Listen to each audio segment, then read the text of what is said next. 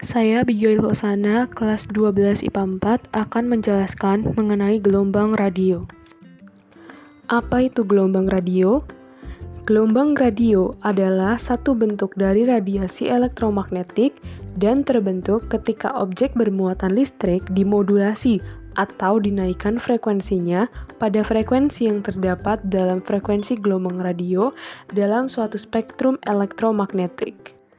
Secara alami, gelombang ini dihasilkan oleh petir dan benda-benda astronomi lainnya. Namun, gelombang radio juga bisa dibuat. Gelombang radio buatan dihasilkan oleh pemancar yang nantinya akan diterima oleh penerima radio dengan menggunakan antena. Gelombang radio merupakan gelombang elektromagnetik terpanjang dengan rentang frekuensi terendah di antara radiasi elektromagnetik lainnya. Panjang gelombang radio yaitu 300 mm sampai 100 km. Frekuensi gelombang radio yaitu 3 kali 10 pangkat 3 sampai 10 pangkat 9 Hz. Dan juga gelombang radio memiliki energi sebesar 1,2 kali 10 pangkat min 11 sampai 4 kali 10 pangkat min 6 elektron volt. Lalu mengapa gelombang radio memiliki panjang gelombang paling panjang namun frekuensinya paling rendah? Nah, gelombang elektromagnetik merambat dengan kecepatan cahaya, sehingga didapatkan rumus C sama dengan lambda dikali F. C adalah kecepatan cahaya dengan nilai 3 kali 10 pangkat 8 meter per sekon. Lambda adalah panjang gelombang, F adalah frekuensi. Dan juga terdapat rumus E sama dengan H dikali F. E merupakan energi foton, H merupakan konstanta Planck, F merupakan frekuensi. Oleh karena itulah, kita bisa melihat bahwa frekuensi berbanding lurus dengan energi dan berbanding terbalik dengan panjang gelombang. Kita sudah mengetahui bahwa gelombang radio memiliki panjang gelombang yang paling panjang, sehingga frekuensinya paling kecil dan energinya juga kecil. Selanjutnya, bagaimanakah cara kerja gelombang radio? Gelombang radio merambat di udara bebas dengan kecepatan 300.000 km per detik. Getaran-getaran suara dalam percakapan telepon atau getaran yang ditimbulkan oleh pengirim tanda-tanda telegraf atau faksimile diubah menjadi getaran-getaran listrik sepanjang penyalurannya. Sesampainya di tempat tujuan, getaran listrik itu diubah kembali menjadi getaran informasi yang dapat didengar dan dimengerti oleh si penerima berita melalui pesawat telepon, faksimile, atau monitor suatu penerima televisi. Selanjutnya, gelombang radio dikelompokkan menurut panjang gelombang atau frekuensinya. Terdapat panjang gelombang tertentu untuk tiap lebar frekuensi seperti ditunjukkan pada tabel berikut ini.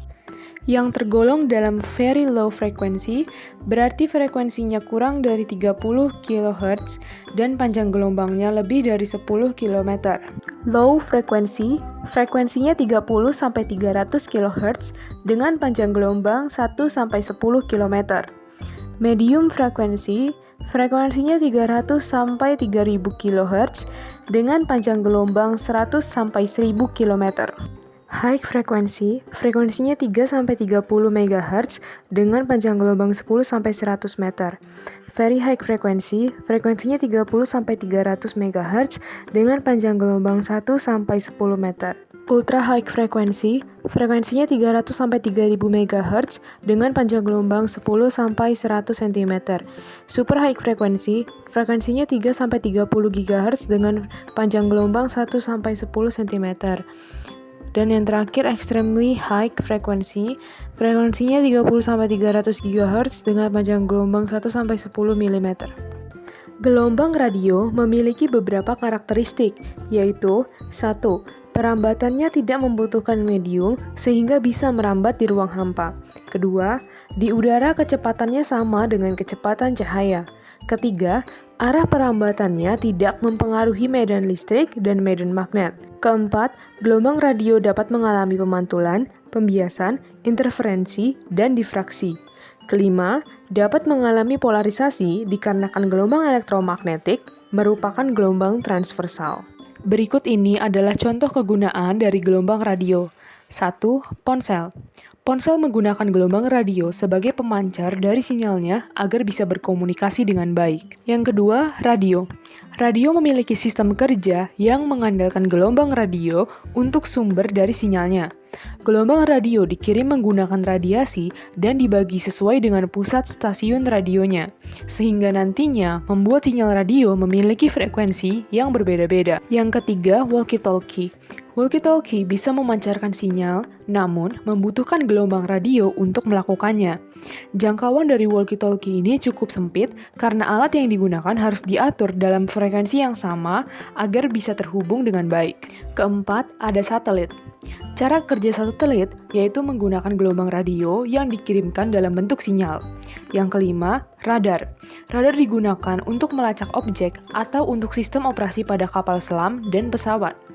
Radar membutuhkan gelombang radio yang bersih dan jernih agar dapat bekerja secara efektif.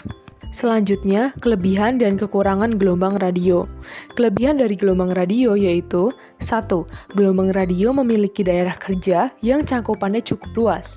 Kedua, gelombang radio dapat mengirimkan isyarat dengan posisi sembarang dan dimungkinkan dalam keadaan bergerak. Yang ketiga, biaya dari pemasangan gelombang radio ini cukup murah. Sedangkan kekurangan dari gelombang radio yaitu 1. Gelombang radio sering mengalami gangguan sinyal. Kedua, kualitas dan performansi yang kurang maksimal. Demikian penjelasan saya mengenai gelombang radio.